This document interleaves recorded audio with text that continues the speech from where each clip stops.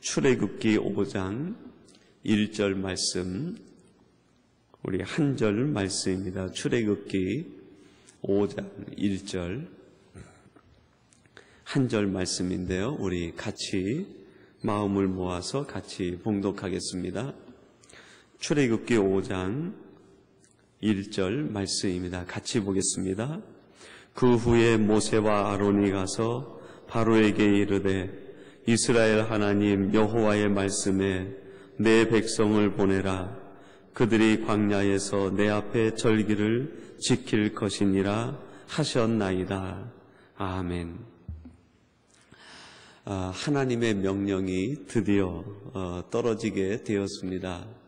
모세와 아론을 세우시고 애굽과 바로 앞에 보내서 하나님의 명령을 선포케 하셨는데, 그 명령이 내 백성을 보내라. 그들이 내 앞에서 절기를 지킬 것이다. 그래서 오늘은 말씀의 제목을 이 출애굽기 5장 1절을 갖고서 내 백성을 보내라 하시는 하나님의 명령을 오늘 이 시간 우리가 다시 듣는 입장에서 내 백성을 보내라, 그렇게 정해 보았습니다. 하나님께서 지금 내 백성을 보내라 하는 명령을 두 가지 측면에서 묵상해 보려고 합니다. 하나는 세상에 대하여 선포하시는 하나님의 음성으로 첫 번째 묵상해 보려고 합니다. 애굽은 곧 세상으로 유비되는 것 아닙니까? 세상 속에 있는 이스라엘 백성들, 그들을 보호하시기 위해서 하나님은 끊임없이 세상을 향해서 선포합니다. 그들은 내 백성이다. 그들은 내 소유다. 그들은 나의 택한 자들이다. 오늘 예배하는 이 새벽을 깨우고 나오신 여러분들이 바로 하나님께서 오늘 세상을 향해 그들을 건드리지 말라고 선포하시는 선포의 주인공이 바로 여러분인들인 줄로 믿습니다. 하나님께서는 오늘도 과거 애굽에서 고통받고 신음하고 어려움 당하던 이스라엘 백성들을 향해서 너희들은 내 것이라고 선포했듯이 오늘도 동일하게 세상을 향해서 그들은 나의 택한 자들이다. 그들은 나의 백성이고 나의 소유된 자들이라고 선포하시는 줄로 믿습니다. 이 선포 속에는 하나님의 보호하심이 담겨 있습니다. 이 선포 속에는 하나님의 긍휼하심과 하나님의 인자하심과 하나님의 따뜻한 손길이 담겨 있다는 것입니다. 이사야 41장 13절에 보면 이런 말씀을 합니다. 이는 나 여호와 너의 하나님이 내 오른손을 붙들고 내게 이르기를 두려워 말라 내가 너를 도우리라 할 것임이니라, 그렇게 선포했습니다. 하나님께서 이스라엘 백성들을 향해서 내가 너희들을 오른손으로 붙들고 내가 너희들을 지키고 인도하겠다 선포하시고 약속하신 말씀이 끊임없이 선포되어지고 있습니다. 오늘 우리들은 누군가 하나님으로부터 선택받은 자들이고 하나님의 보호하심과 하나님의 긍휼하심을 덧입고 있는 사람들이다라는 것입니다. 하나님의 사랑 가운데 있는 저와 여러분들이 오늘도 하나님의 능력의 오른손에 붙들려 있음을 믿으시고 세상 속에서 더욱 담대하게, 세상 속에서 더욱 평안을 누리며 살아가는 우리 성도님들이 되시기를 바랍니다. 또한 동일하게 이 말씀은 두 번째 측면이 있는데, 그것은 바로 택한 성도들 개개인에게 주시는 하나님의 선포의 말씀입니다. 사도 바울 서신에 의하면 사도 바울은 우리 사람을 둘로 구분을 했어요. 하나는 겉사람이고 우리 안에 속사람이 있다 그랬습니다. 때때로 겉사람을 세상과 육에 속한 자, 그리고 우리의 속사람을 하나님께 속하고 영에 속한 자로 그렇게 유비를 하고 있습니다. 우리 인간을 성경은 어떻게 보고 있는가? 겉사람 속에 속사람이 있는 모습으로 그렇게 보고 있습니다. 세상에 속한 세상 영역에 닿아 있는 부분이 있는가 하면 하나님의 영에 닿아 있는 영적인 부분이 있는 것이 우리 인간이라고 그렇게 성경은 구조적으로 이야기합니다. 이런 인간의 구조 속에서 하나님께서 주시는 음성을 오늘 내게 주시는 음성으로 받아들일 때 어떤 해석이 가능합니까? 하나님께서 우리에게 말씀하시기를 내 속에 있는 속사람이 자유케 되어 하나님을 경배하게 하는 사람이 되게 하라 하는 음성으로 우리가 들을 수 있게 될 것입니다. 하나님께서 우리에게 내 속사람이 온전히 나만을 경배하기를 원한다 하는 하나님의 형상, 영적인 부분에 주시는 말씀이 한 부분이 있고, 또 하나 우리의 겉사람과 하나님께서 우리에게 맡겨주신 것, 그것이 온전히 하나님께 드려지기를 힘쓰라라고 하는 음성으로 우리가 이 말씀을 해석하고 받아들일 수 있을 것입니다. 우리 안에 있는 속사람, 하나님의 형상은 우리들이 지은 것이 아니라 하나님께서 창조 때부터 하나님의 계획하심 속에 만든 하나님의 형상이고 하나님으로부터 온 것입니다. 하나님으로부터 온 것, 그것이 자유케 되어 온전히 하나님을 바라보고 하나님을 경배하고 하나님을 예배케 하라. 이런 의미에서 오늘 우리는 이 새벽 우리의 속사람의 모습이 어떠한지 점검하고 또 점검해 보아야 될 것입니다. 그것과 관련해서 혹시 우리의 속사람이 하나님을 온전히 경배하려고 하는데 우리의 겉사람이 마치 바로가 되어서 압제하고 있는 것은 없는가? 우리의 속사람을 억누르고 있는 나의 겉사람은 없는가? 그것을 살펴보아야 된다 하는 것이죠. 말씀을 조금 더 구체적으로 그런 예로 적용해 보면은 말씀이 조금 더 쉽게 이해가 될지 모르겠어요. 내 속에 있는 영은 하나님을 경배하고 예배하고 찬양하려고 하는데 내 겉사람이 너무 게으른 거예요. 내 겉사람이 너무 바쁜 거예요. 내 겉사람이 세상 욕망에 너무 쌓여 있는 거예요. 내 겉사람이 세상과 너무 가까이 해가지고 내 속사람이 하나님을 경배하는데 자유를 누리지 못하고 겉사람의 욕망과 겉사람의 서두름과 겉사람의 바쁨과 겉사람의 게으름과 겉사람의 다른 것 때문에 하나님 앞에 온전히 나아가고 잊지 못하고 있는 것은 아닌가? 우리 자신의 모습이 이렇다고 하면 하나님께서 오늘 내 백성을 보내라, 온전히 나에게 경배하라고 할 때 내가 가지고 있는 겉사람이 하나님의 명령을 지금 거스리고 있는 것은 아닙니까? 그러므로 이 말씀을 우리가 우리 자신에게 구체적으로 적용한다고 하면 그렇게 적용할 수 있을 것입니다. 오늘 하나님, 내가 하나님을 온전히 바라보고 하나님을 기쁘시게 하는 사람이 되게 하는데 방해가 되는 나의 바쁜 것 하나님 내려놓게 하시고, 나의 게으름도 내려놓게 하시고, 나의 욕망과 야망도 내려놓게 하시고, 하나님과 나 사이에 방해가 될 수 있는 내 안에 있는 바로와 같은 것들이 무너지게 도와주시옵소서. 실제로 이제 모세와 아론이 바로에게 이 하나님의 명령을 선포하고 들려주었는데 바로는 어떻게 합니까? 하나님이 누구간데 내가 소유된 이스라엘 백성들을 내어보내서 그들을 하나님을 경배하게 하겠느냐? 나는 그렇게 할 수 없다. 그러면서 오늘 말씀 2절 이하에 보면 바로가 그의 신하들에게 내리는 명령이 무엇입니까? 그들이 너무 나태해졌다. 그들을 바쁘게 만들라는 거예요. 벽돌을 더 찧어 만들게 하고, 이제는 집을 주었었는데 집도 주지 말고 스스로 지푸라기를 구해서 벽돌을 굽게 하라.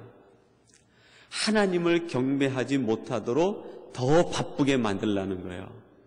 하나님을 경배하지 못하도록 더 많은 일을 부과시키라는 거예요.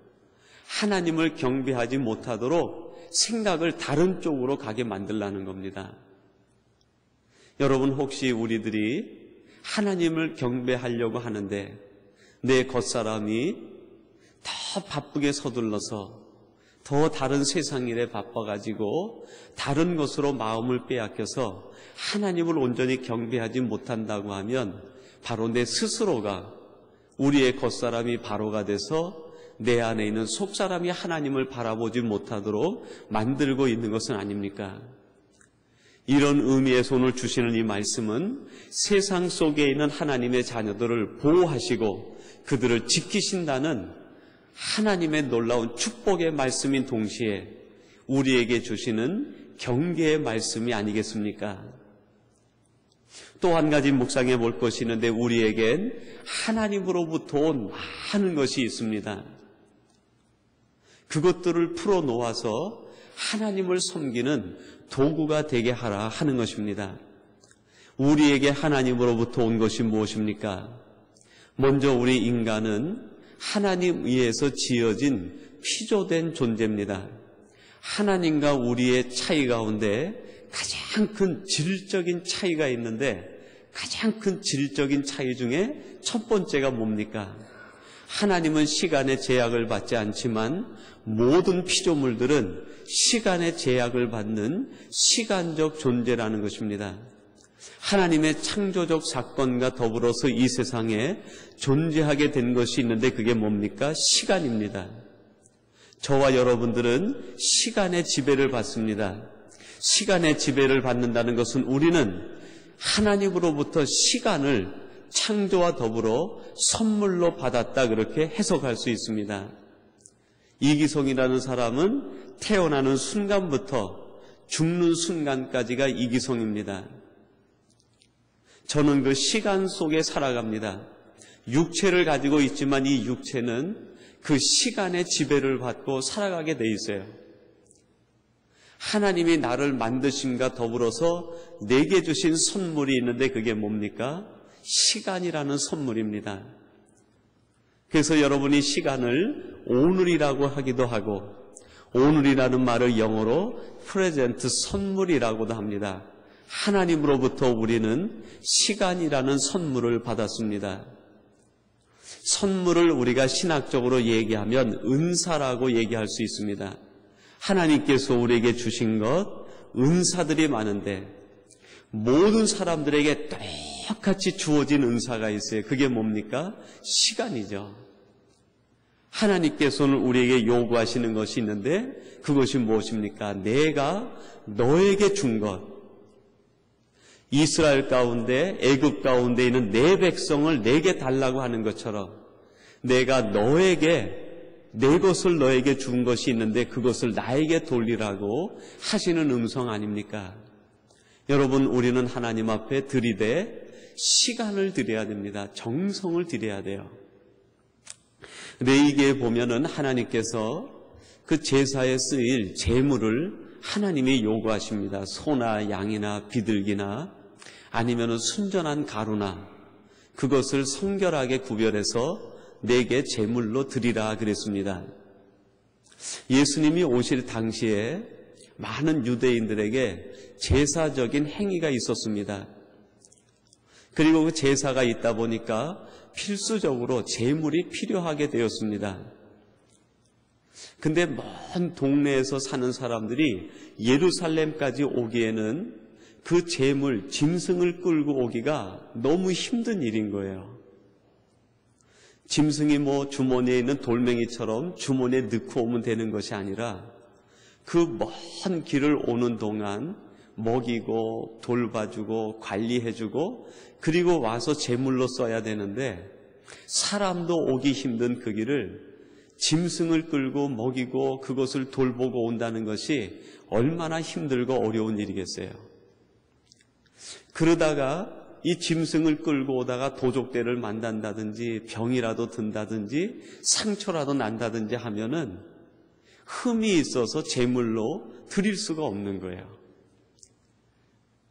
그러다 보니까 점점 사람들의 생각이 변하게 되고 예루살렘 성전 앞에서 제사장들의 허락을 받아서 재물을 갖다 놓고 파는 사람들이 생기게 된 거예요. 그래서 그냥 여행 삼아 와가지고 그 재물을 사서 재물로 제사를 지내는 거예요. 얼마나 편해졌습니까? 근데 우리 주님께서 오셔서 그 광경을 보고 뭐라고 얘기합니까? 너희들이 내 아버지의 집을 강도의 굴렬로 만들었다. 그 제물과 제사에는 거룩함의 행위가 빠져 있다는 거예요. 너희들의 정성과 성결이 빠져 있다는 거예요. 아니, 똑같이 제물을 드렸는데, 흠이 없는 제물을 드렸는데 도대체 하나님 그게 무슨 말씀입니까?